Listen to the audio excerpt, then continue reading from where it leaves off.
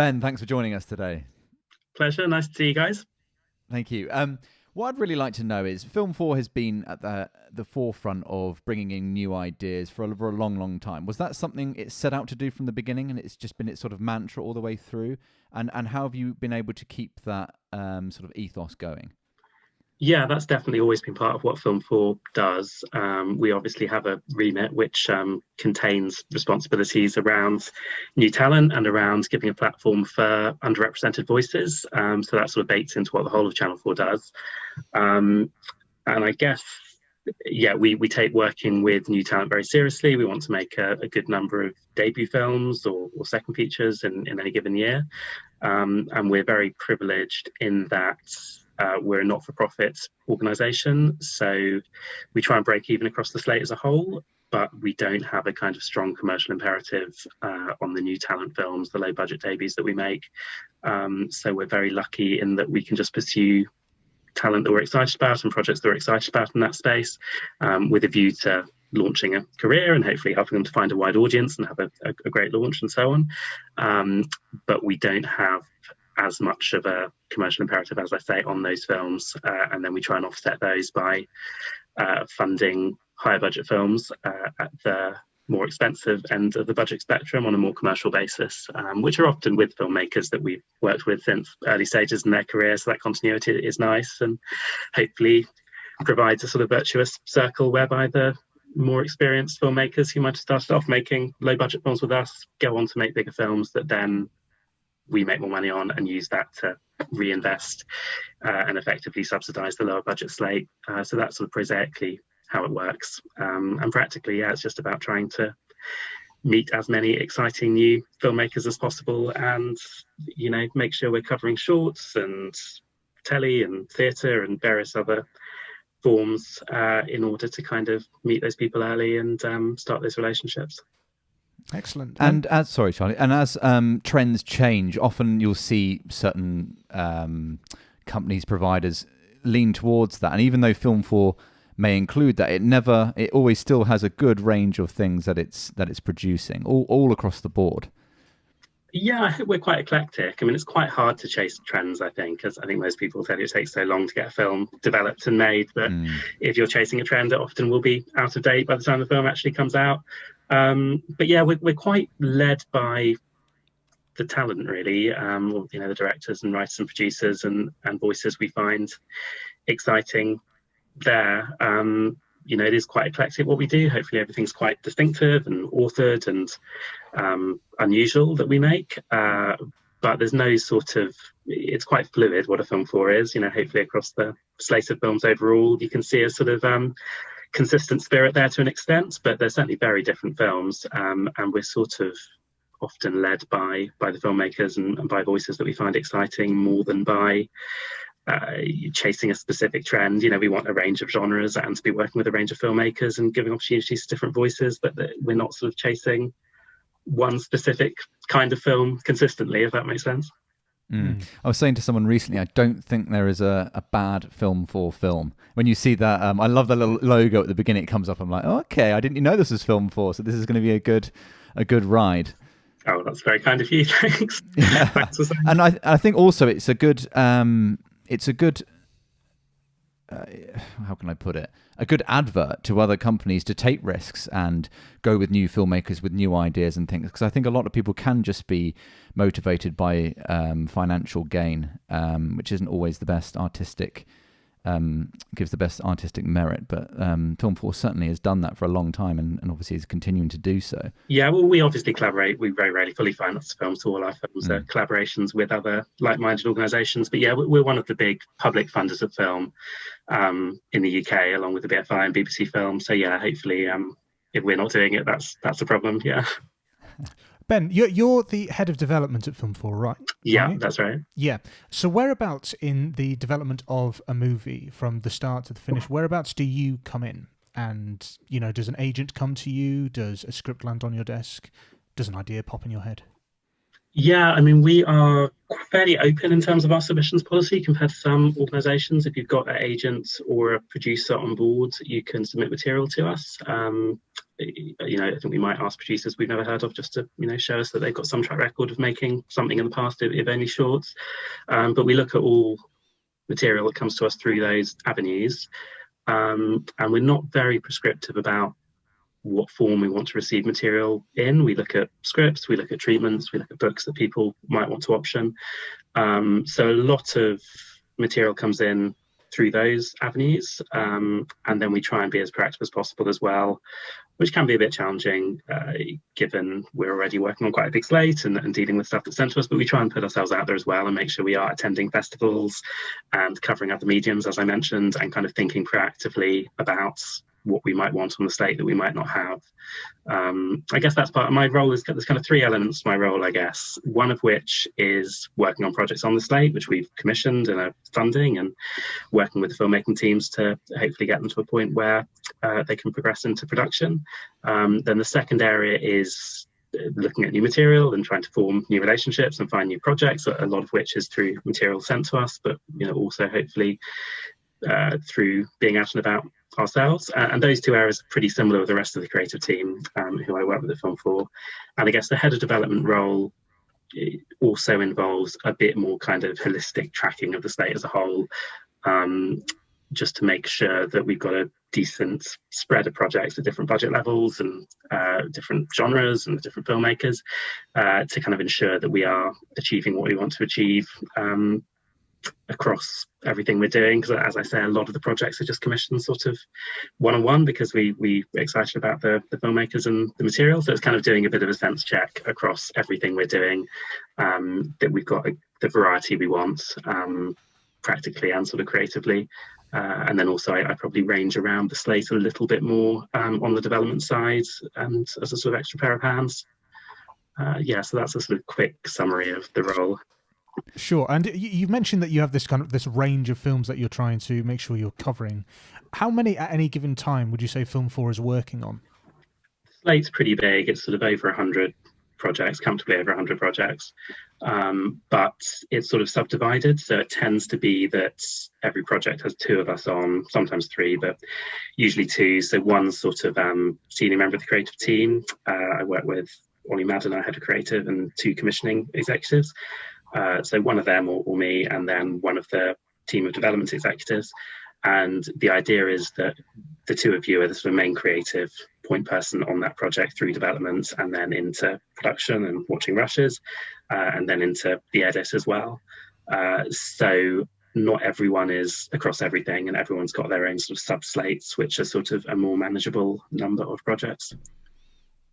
And do you chase a project yourself and say, I really want to work on this, this means a lot to me, I really like this idea, or is it just divvied out to the different teams by somebody else? No, usually it's sort of stuff that comes into you and you like and you would be on from inception. I mean, occasionally with staff changes and things, projects are reallocated, but yeah, usually you're sort of on it from the start, or maybe you've sort of talking about the more practice side of the role. Maybe you've met the director before because you enjoyed the film that you saw at a festival, and then when something eventually comes in, you'll have that relationship already. So it tends to work out quite organically, and yeah, you just kind of roll with stuff that finds its way to you in the first place. And as you mentioned earlier about how films can take a long time from the beginning to when it's released, how long would you say is the average for a film? It's really hard to answer. It's quite, development is a complicated process. It's slightly how long is a piece of string. I'd say sort of 3 years is a decent amount of time. Wow. But, it's not sort of, also we're obviously a financier. We develop and finance films, but we also work with producers who are kind of in the driving seat for the individual projects. It's fairly rare for us to bring something onto the slate without a producer. We might do on occasions, but in the vast majority of cases, they'll be there from the start. So, often it will be the case that a writer works with a producer on a script and they knock it between themselves for a while. Then it comes to us and they get the sort of fresher-eyed financier notes. And then they go back into it. So the writing can take a while. And also there's, other things in the development process that can mean things take longer. Like they might have a director on board who decides to go off and make another film. And, by the time that's shot and edited and marketed, that might be 18 months, 2 years. So there's quite a lot of reasons, even before you get to the stage of going out to attract other finance, why things can take a little while. And you also said about how if you option a book or a treatment or something, now I imagine this varies from project to project, but once the options are obtained, how long do you have? Is it a certain amount of time you have it for, like for 2 years or a year or longer, and then it gets released back to whomever to be optioned again to somebody else? Yeah, that's right. You negotiate a set option period, which you might negotiate several in one go. So that if you get to the end of one period, there's another waiting to be triggered if you pay for that.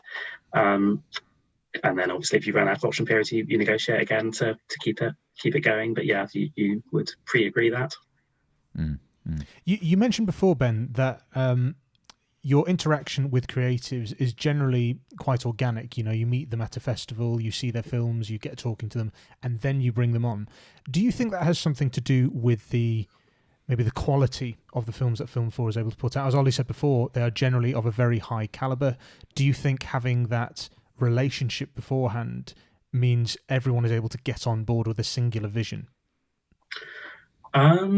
Quite possibly. I mean, I think, films do come to us in a variety of different ways. They do sometimes come as a blind submission from a producer, and then they bring the filmmakers to our attention and we watch it and meet them. But hopefully it's about, in that initial meeting around the project, kind of making sure that you are all on the same page. That's always important. I mean, I think that's true of any organisation, really. You don't want to embark on a development together if you don't feel like you're creatively aligned.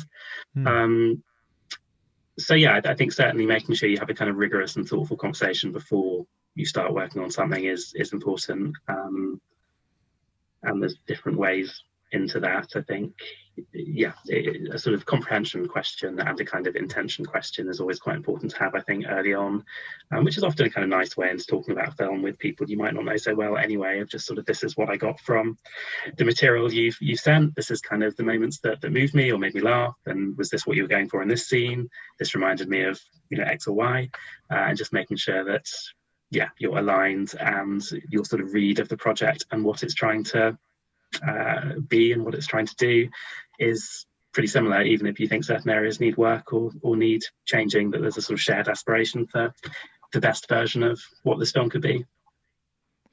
And do you have a favourite part of the development process, personally? That's sort of hard to say, really. I mean, probably the start and the end, I guess. Like the start is very exciting when you're doing something new and forging ahead, and there's a world of possibility ahead of you, and then actually seeing it come to an end and get made and go out into the world is very exciting as well. So yeah, I think probably, without meaning to disparage the middle, I think those two areas I'd say. Since you become head of development, what was the first project that you worked on as head of development? I mean, because I was here before, I was a development and production exec here before. There were quite a few projects where I sort of got a head of development credit, but I was on them already as a development. Oh, okay. So since probably Bailey Pond's film, I think, was the first head of development credit. But there's a few things. The Charlie Chaplin documentary that Peter Spinney made is one of the first films I've got an exec producer credit on as one of the sort of lead execs following it through into production. And then Mark Jenkins' new film, I'm in that role as well, which I know you guys have spoken to Mark before. Yeah. We did, yeah. So he's just finished, or he was finishing the edit when we spoke to him last. Yeah. Well, maybe he's not told you that, and he's told us that, and you're like, what? Oh, no, we're coming to that one, yeah. And when does that plan to come out? Do you know? I think no release date yet, but I think hopefully launching at some point next year. Mm-hmm. And do you have with every film? Do you try and have it be released at a festival beforehand, or do only some certain projects get most a of our films do show? have a festival launch? Yeah, I mean, sometimes the distributor won't want to do that. Obviously there's some usually kind of bigger budget films which launch in a slightly different way, and it's less about kind of building up that word of mouth through festivals. So I think a film like everyone's talking about, Jamie, may have played a few festivals, but sort of didn't have a long festival run, was more a kind of premiere and then came out soon after. And certainly kind of The In-Betweeners back in the day was not a festival film. You know, that was a sort of big West End premiere and then released shortly afterwards. So there are films that follow that model. But yeah, the vast majority of our films, probably as with the majority of independent films, do go the festival route. Yeah, and use that as their launch point into the world. And how do you select a release date? Because I remember reading in William Goldman's book, Adventures in the Screen Trade, the famous "Nobody Knows Anything," and 2 weeks or a month later can affect the entire performance of the film. How does one go about calculating when the best time for a film to be released is? Obviously, we've just had a pandemic, so that's been a major upheaval in that process. But how would you have a great deal to do with that? We would. I mean, it's the distributors who would really have that expertise and make that decision. But we would sort of feed into that. So we do have a marketing and distribution team within Film4, and actually Dan, who's the head of all of Film4, is very comfortable with that and comes from that background. And a distributor would be who, for example, on a film? It can really vary. Some of the big studios do it themselves, but there's also, distributors like Studio Canal, who we've worked with several times, and there's a Kurzel distribute things, Picture distribute things. There's quite a wide range of UK distributors you can work with, and internationally. You mentioned before that you work with a great number of distributors, and particularly with the pandemic going on, do you find that has affected your ability to kind of work in the same way that you have worked before? I mean, it's not really my area of expertise. I'm more on the sort of creative side. I mean, certainly we're working a bit more with streamers than we used to. I think, an important part of what Film4 does is releasing films to the cinema. I think a lot of our filmmakers want a cinema release for their films, which some of the streamers offer, obviously. But they are a big part of the landscape now, and it's good to be able to work in an agile way with them if they can help to get films funded and get films to audiences. Obviously, we'd speak to the filmmaking teams and make sure they're comfortable with that. And obviously, we've got our own streaming service, All4, as well, which has a great selection of films. Both things. I mean, everything we fund, part of our investment is for UK TV rights. So even working with the streamer, we'd need to play on the channel at some point and have a run on All4 at some point for us to be able to do it. But yeah, there's a great selection of films on All4, both stuff that we've funded and have been involved throughout, and material acquired by the acquisitions team. So no, we can work with. I'm not sure if that was the thinking behind the question, but no, absolutely, we have worked with streamers more in recent years. But yeah, obviously do remain pretty committed to the theatrical experience and wanting to support the exhibition sector to come back from the pandemic with a good number of independent British films in the mix. And going through your career, what's been the biggest, or what challenge is the biggest one that you face at the moment in your current role? That's an interesting question. I mean, this is sort of a bit of a answer, but I think it's just kind of the thing I think is hardest in these kind of commissioning roles is just kind of keeping on top of everything, because you're working on a lot of projects across the slate. You have a lot of material coming in, and sort of making sure that you're as rigorous and as thoughtful in the approach you're taking to things as possible, and kind of not letting things slip through the cracks. I think it's a time management challenge, I guess, but I think that's probably the biggest thing to stay on top of sort of day by day. For those of our viewers or people out there who are looking to maybe get involved in the film industry and would like to work for someone like Film4, how would they go about joining your team? Well, jobs are advertised on the Channel 4 website. I think there's sort of job alerts where you can sign up on there. And Channel Film4 is relatively small. I think there's sort of 22 of us. Obviously, we sit within the larger organisation of Channel 4. But yeah, keep an eye on job websites, and as general advice, I just sort of try and engage with film as much as you can. I mean, there is a sort of unpaid internship culture, which obviously does throw up barriers for some, and I think the industry is getting better at thinking about that and thinking about other alternatives to that. but yeah, I kind of think about which area of the business you want to be involved in. I mean, I took quite a roundabout route to where I am now, so not everyone necessarily stays on the same path, but I think it helps to start with a sense of, do you want to be working in production or in development or on the distribution side or on the sales side? You know, there's quite a lot of different aspects to it. So I think kind of reading up on that and working out which area you want to get into is important. And then in terms of development, I just think being quite well versed in what's out there is important. So watching a lot, reading a lot, you know, both scripts, but also books and long form prose, and, you know, just sort of generally across the cultural landscape is important. And then I guess just having a sense of your own taste and that sense of your own instincts, but also, you know, being able to transfer the way you think about scripts and talk about scripts and relay comments to different kind of projects. You know, I think it's just the job isn't really just having very strong opinions about things that you like or don't like. It's about kind of being able to work with a range of material and a range of people and hopefully sort of give constructive feedback. So yeah, kind of thinking about that and how best to hone those skills is important. I think there obviously is a lot of kind of screenwriting literature out there, which is kind of useful to know the basics of. We don't actually use it day to day that much in the way we talk about scripts. It tends to be slightly more sort of holistic or discursive, but it's useful to be kind of fluent in that, I think, just in terms of, you know, it is what a lot of screenwriters are taught in a sort of academic setting if they're doing a master's screenwriting or whatever. So that's useful to know, but not be kind of too rigidly wedded to, I suppose.